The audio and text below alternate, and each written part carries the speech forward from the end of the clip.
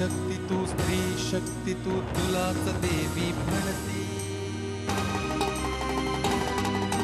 तुझ्याच पोटी विश्व जन्मते, तुझीच अवघी महती. जरी तू अबला नसे दुर्बला, कशास हा अन्याय. कोणी शापिता, कोणी दुःखिता, कोणाचा हा न्याय. एक संगिनी जणू रागिणी, येईल तुझी या भेटी. तिने जन्म हा इथे घेतला, सखे तुझ्याच साठी. तुला बनविण्या सशक्त सबला, अन्याय निवारिणी. Advocate Shalini, Advocate Shalini, Advocate Shalini, Advocate Shalini. आई, खूप भूक लागलीये. तुम्ही काय करताय की मी करू? नको. हे 8 दिवसांसाठी बाहेरगावी गेल्यात ना, तर मी नाही बाई एकटी राहू शकत. आता 8 दिवस इकडे मुक्काम वाटतं. नवरा जाऊन 1.25 महिना झाला नाही, तर सून आणि मुलाने मोलकडेपेक्षाही वाईट अवस्था करून ठेवली आहे माझी. खोटं का बोललीस ग माझ्याशी? आणि उठसूट इकडे येऊन राहिली, ही काय धर्मशाळा वाटली तुला? दिव्या, अरे असं काय बोलतोस तिला? आई तू गप्प बसा.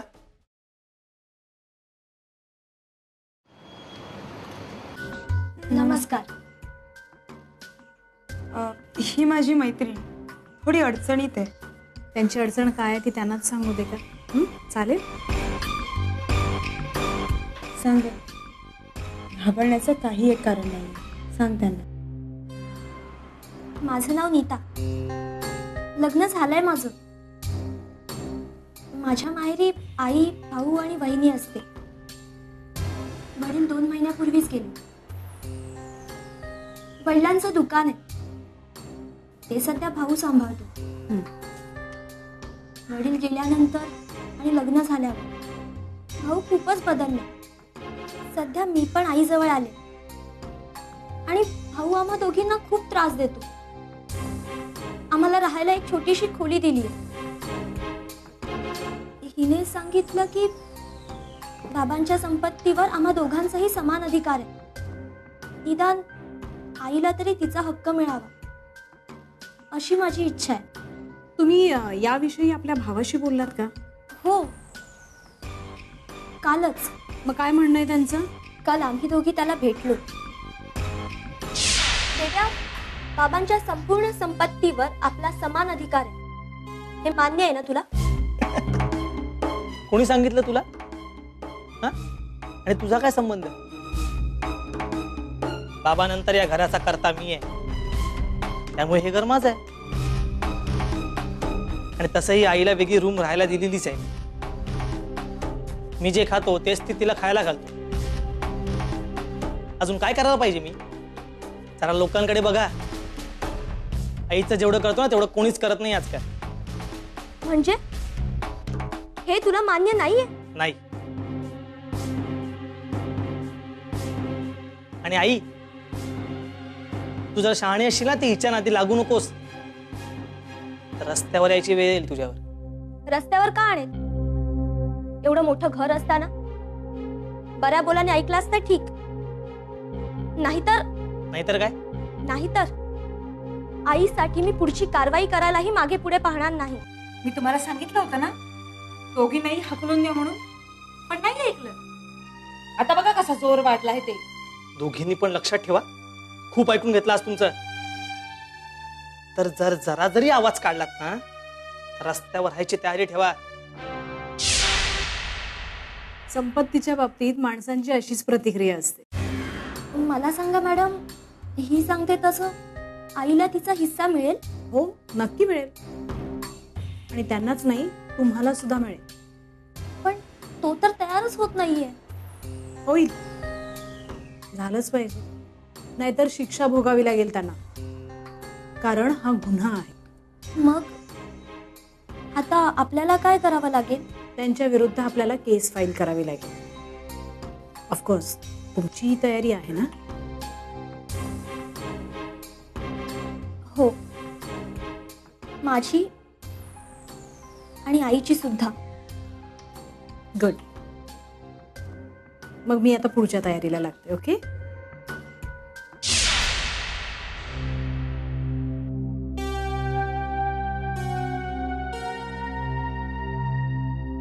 घ्या, तुम्ही इथे आहात. मी आपली चहाची वाट बघतीये. आणि बाईसाहेब कुठे आहे? नवऱ्याकडे गेले की काय? नाही, मैत्रिणीकडे गेली. येईल आता एवढ्यात. पोरीनं आपल्या नवऱ्याच्या घरीच राहावं. जाणारच आहे. काही कायमची राहायला आली नाहीये ती इथे. त्या गेल्या ना तर आरामात राहता येईल तुम्हाला. चहा करताय ना? नाही, माझी तब्येत बरी नाही. तू कर आणि मलाही दे. नाहीतरी तू देव्याला सांगतच असतेस दुपारचा चहा तू करतेस म्हणून. बरं. काय झालं ग? एवढी रागाने निघून गेली? चहा करायला नाही म्हटलं ना म्हणून गेली. अरे वा. पण तिथे काय झालं ते सांग आधी. देव्याविरुद्ध केस टाकली. अगं खरं की काय? कळू दे, लवकरच कळेल त्याला.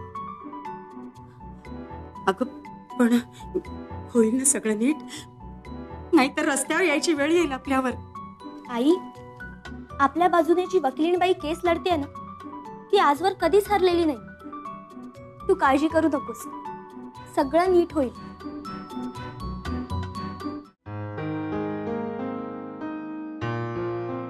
काय आहे हो? वाचू दे तरी मला. त्या दोघी कुठे आहेत? काय झालं? नोटीस आहे कोर्टाची.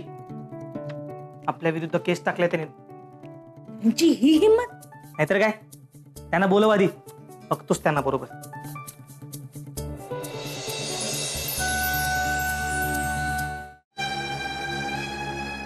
हे काय आहे?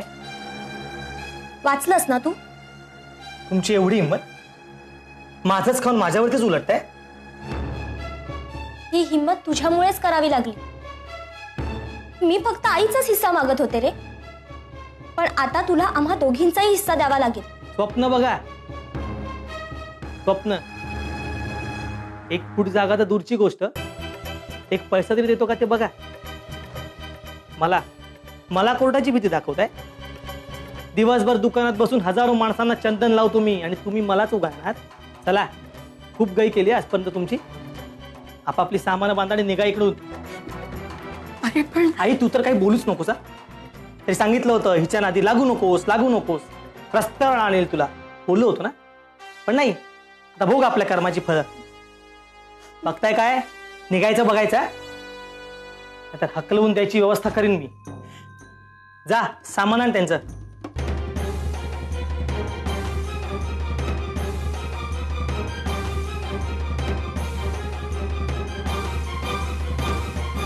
ॲडव्होकेट शालिनी.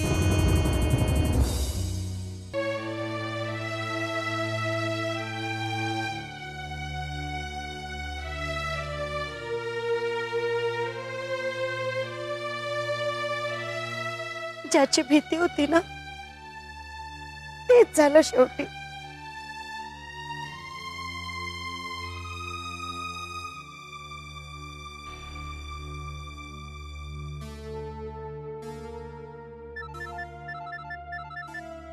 हा बोल ग.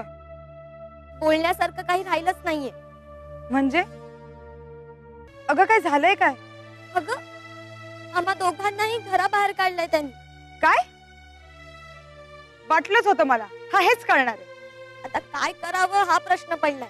अगं काय करायचं म्हणजे काय? मी आहे ना, माझ्याकडे ये तू. आणि घाबरण्याचं काही एक कारण नाहीये. येताय ना लगेच? हो, दुसरा काही पर्याय नाहीये ना आमच्याकडे. बरं, ओके, या.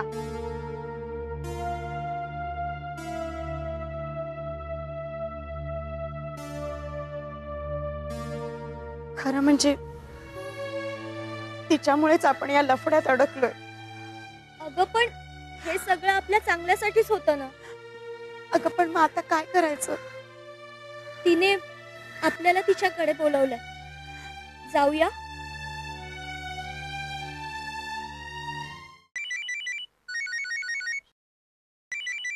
आई, अगं ह्यांचा फोन आहे. अगं मग बोल ना, बोल बोल. हॅलो. हा काय? हो हो येते. हो लगेचच येते. हो बरं. अगं काय म्हणाले? त्यांनी घरी बोलवलंय. ते शपथ घ्यायला तयार आहेत. अगं काय सांगतेस काय? आपण जाऊया आपल्या घरी. जाऊया.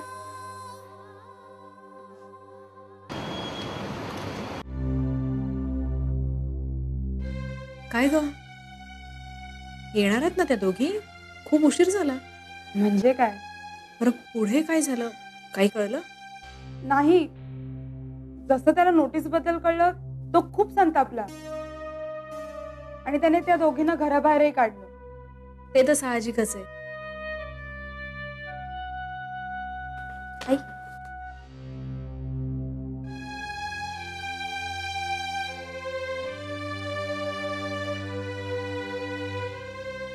का ग, एवढा उशीर का झाला? Any problem? नाही ग. आम्हाला तर टेन्शनच आलं होतं. ही माझी आई. नमस्कार. नमस्कार. होरी, होईल ना सगळं नीट? आई, तुम्ही अजिबात काळजी करू नका. अगदी निर्धास्त राहा. तुमचा हक्क तुम्हाला नक्की मिळेल. तुमच्या हिश्श्याची संपत्ती तुम्हाला हवी तशी वापरता येईल पुढे. काळजी करू नका. चला आपल्याला निघायला हवं, उशीर होईल नाहीतर.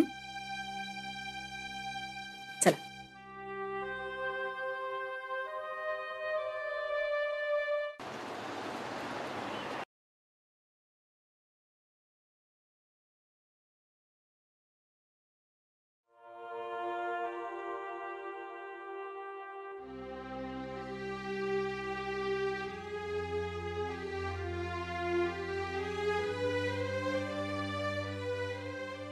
कोर्टाची आजची कार्यवाही सुरू करण्यात यावी.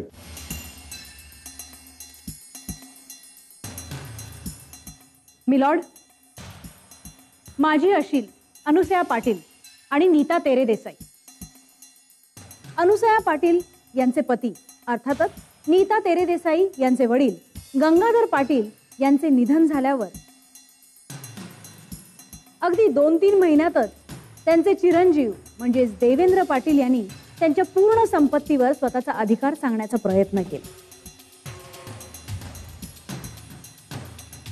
खरं तर त्या संपत्तीवर माझ्या अशिलाचाही तेवढाच अधिकार आहे. पण हे जेव्हा त्यांनी सांगण्याचा प्रयत्न केला त्या बदल्यात त्यांना घराबाहेर काढण्यात आलं. युअर ऑनर, माझी कोर्टाला एवढीच विनंती आहे की देवेंद्र पाटील यांना समज देऊन माझ्या अशिलालाही त्यांचे समान हक्क मिळवून द्यावे.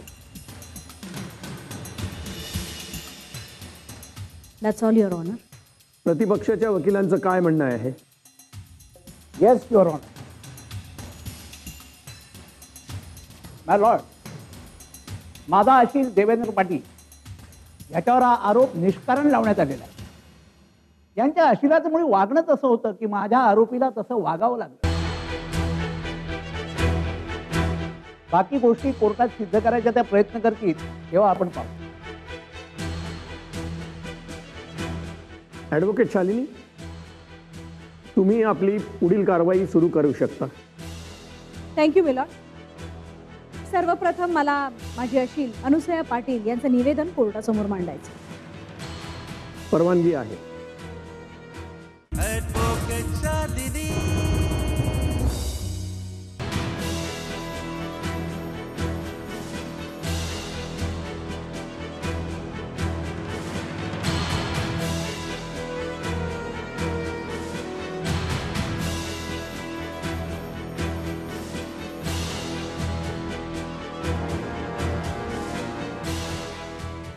आई, तुम्ही तुमच्याच घरात कशा राहत होतात आणि तुम्हाला कसं घराबाहेर काढलं याबद्दल सगळं सविस्तरपणे कोर्टाला सांगा. मुलाचं लग्न झाल्यानंतर काही दिवसांनी ते गेले. त्याच्यानंतर तो खूपच बदलला. म्हणजे घरात एखाद्या मोलकरणीपेक्षाही वाईट अवस्था होती माझी. दिवसभर राबायचे तेव्हा मला 2 घास खायला मिळायचे. मला आणि महिनाभरासाठी आमच्या घरी राहायला आलेल्या मुलीला आम्हाला जिन्याखाली जागा दिली त्यांनी राहायला. मुलगा काय करतो तुमचा? दुकान आहे. म्हणजे यांचंच होतं ते, आता तो चालवतो. माझी मुलगी एक दिवस त्याला बोलली तर तो संतापला आणि म्हणाला, हे सगळं माझं आहे, तुम्हाला नीट राहायचं असेल तर राहा, नाही तर मी तुम्हाला घराबाहेर काढीन. आणि शेवटी तसंच केलं. हो, आम्ही आपल्यासाठी कोर्टाची धाव घेतली. हे त्याला समजलं तर त्याने आम्हाला घराबाहेर काढलं.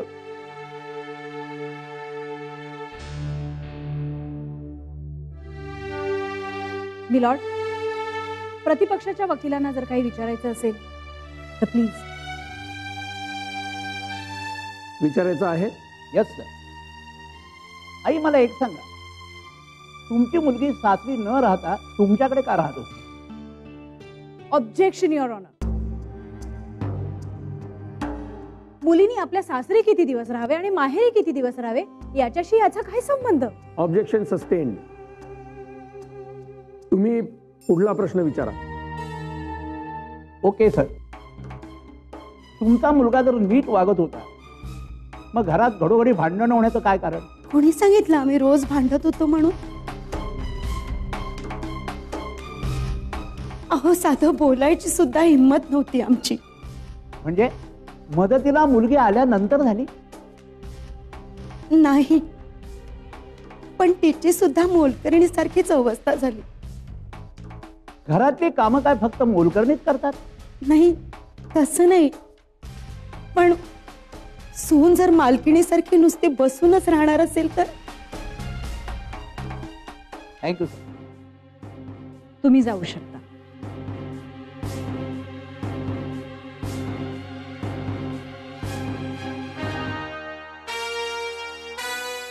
मिलॉर्ड, मला नीता तेरे देसाईंची बाजू आता कोर्टाला सांगायची. संमती आहे.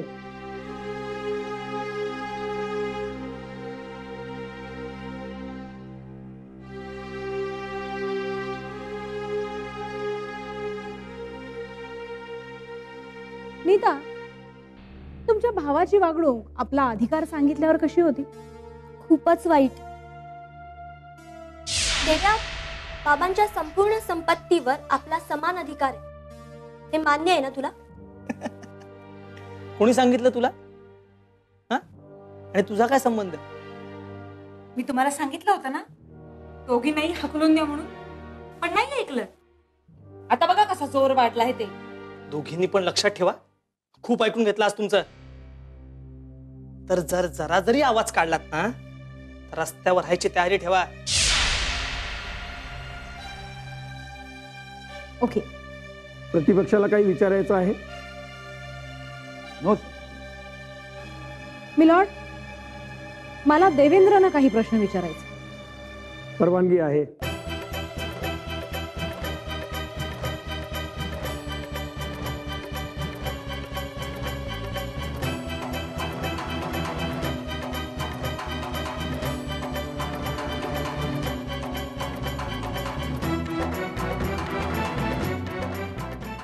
तुमची सर्व संपत्ती वडिलांनी तुमच्या नावे केली आहे?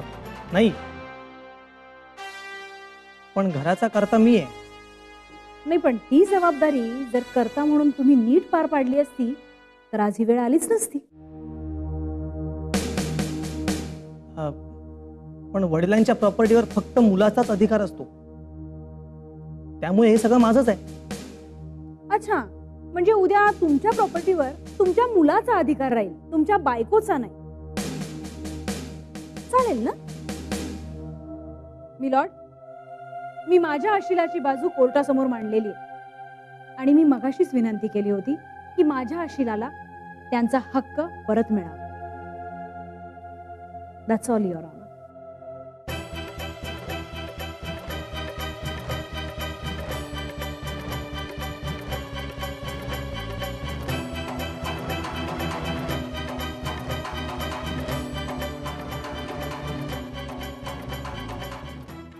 कोर्टासमोर आलेल्या सर्व साक्षी पुराव्यांवरून हे कोर्ट या निष्कर्षाप्रत आलेला आहे की आरोपी देवेंद्र पाटील याने गुन्हा केलेला आहे आणि तो गुन्हा सिद्ध झालेला आहे.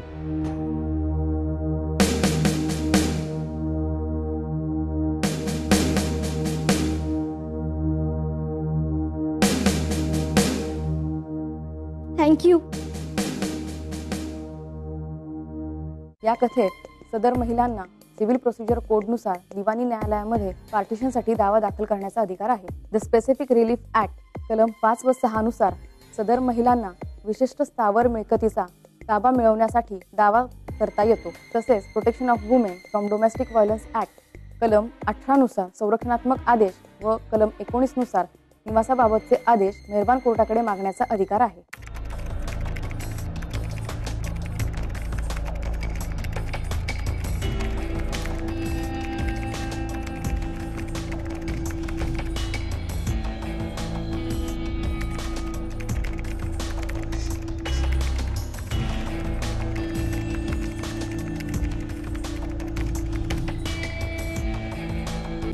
मम्मा, तुला माहितीये पप्पा ना मला तुझी लग्नापूर्वीची गंमत सांगत होते.